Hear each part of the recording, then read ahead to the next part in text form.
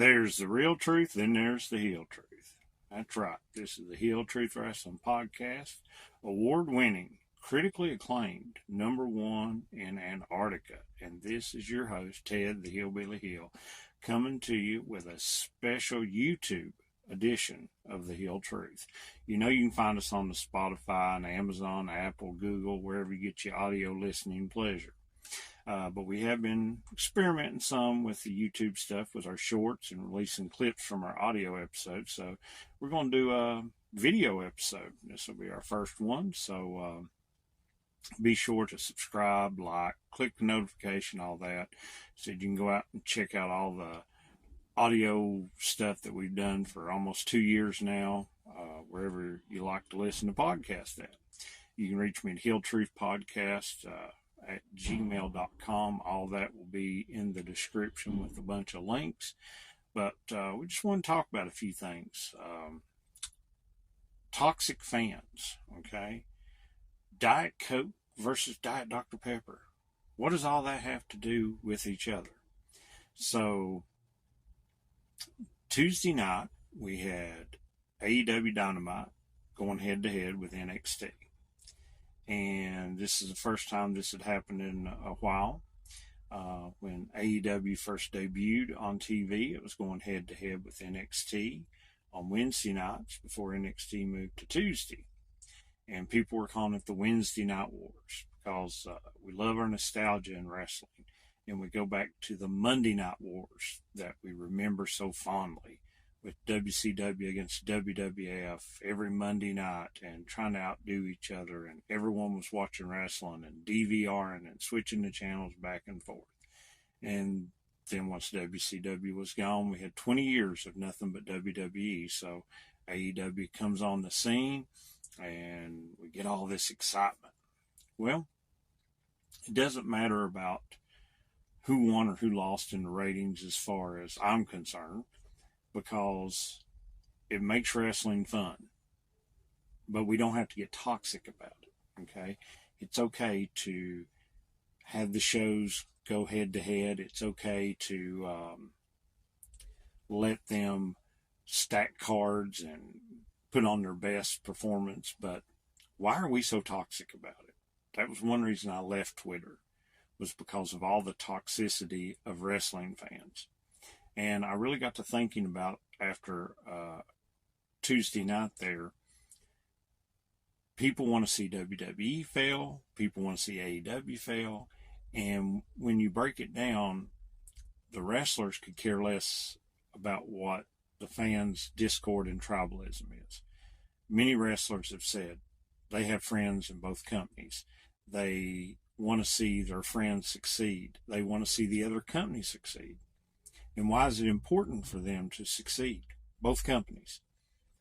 It's because you need some competition. You need a place for wrestlers to work at. You need a place where they can go on and maybe go somewhere else. And a lot of newer fans don't understand this. But back in the day, yes, I'm going there, when I grew up watching wrestling in the late 70s and 80s, we had the territory system. And a wrestler could be in a territory for a couple years. Maybe he grows stale. Maybe people got tired of seeing him. He goes to another territory, and he's fresh and exciting. And new people get to see him because you didn't have the internet. People didn't know a lot of wrestlers from other territories unless they read the magazines that came out every month. And even those magazines were like a month behind. So like if you were reading the March issue, it was really stuff that probably happened in December or January. So it was fun to see a new wrestler come into the territory. And it's okay when wrestlers jump ship. You have your favorite, and you might have your favorite storyline. But we were used to it during the Monday Night Wars, and it's going to happen even more now. We're going to see some of this stuff. Cody Rhodes went from AEW back to WWE. We recently saw Jade Cargill, is now in WWE. And I'm excited for her to see what she does over there. Brian Pillman Jr., is he going to, be a big impact in NXT? Hey, I'm happy for him, there's a lot of wrestlers that get to create and do things, and it's okay. We see Adam Copeland, Edge. He's done different interviews. He was on Chris Jericho's podcast. I listened to it, and that's what he said. It was like, what more was there for me to do? I'd been there, and I'm grateful. And he didn't have anything bad to say about him, but he'd done wrestled everybody. He said there was there was a few that he didn't get to do programs with, but he wanted to wrestle Finn. He wanted to wrestle AJ. He wanted to wrestle Seth. He got that match, the last one there on the 25-year anniversary with Sheamus, one of his good friends. And he was like, I was only on a 10-match a year contract. So what kind of stories can they tell with me? So he wants to come to AEW and be a weekly performer and have this fresh palette, as he said, of people that he's never touched in the ring, like a Kenny Omega or Claudio or, the stuff, just different ones that he's never faced. Or if he, once him and Christian probably do get back together and form the tag team, they've got FTR, they've got the Bucks, the Acclaimed, whoever. So a lot of different combinations, and we don't need to jump on this bandwagon where we think we know what's best for every wrestler. Yes, we can have our ideas of booking and maybe what we feel for our character because we are invested in them. But at the end of the day, they've got to do what they need to do to be happy. And yet we go on social media, a lot of wrestling fans, and it just becomes toxic. So I was thinking about Diet Coke and Diet Dr. Pepper. Okay. Diet Coke is probably the biggest diet brand of drink in the world. I know at one time, I haven't looked at anything new, but at one time, Diet Coke had passed Pepsi and was like number 2 on the list. It was like Coke, then Diet Coke, then Pepsi. And you have all these diet drinks. Go into any supermarket, convenience store, and look how many different diet drink brands there are. If you go into a Walmart, you're going to see all sorts of diet drinks, and then you're going to see the Walmart brand, the Sam's Choice, and you're going to see all these different brands. And, like my wife, when we first met, we've been married 30 years. And when we first met, she drank Diet Coke, and she drank Diet Coke almost our whole marriage. Then, well, maybe 20 years, 2/3 of our marriage. And then probably about 10 years ago, she got tired of Diet Coke, and she switched over and wanted an alternative, Diet Dr. Pepper. So now that's what she exclusively drinks unless they're out. Now, will she drink a Diet Coke? Yes. But does she have a preference? Diet Dr. Pepper. Now, I'm not on soda or pop, as we call it from where I'm from, pop. Discourse or pop Twitter. But are Diet Coke, Diet Pepsi, Diet Mountain Dew, Diet Dr. Pepper fans going at each other? Is it a phenomenon on Instagram? Maybe it's Pinterest. Nobody talks about Pinterest. Maybe Pinterest, there's a war between Diet Dr. Pepper and Diet Coke fans, and they're slamming each other. I mean, that's not real life, okay? Just get grounded and realize that in real life, competition is okay. Go look how many car brands there are. You've got Toyota, you've got Nissan, you've got Honda, then you've got Ford, Chevy, Dodge. You've got all these different brands. And guess what? Just like Diet Dr. Pepper will probably never overtake Diet Coke in sales. But I mean, it might, but it probably won't.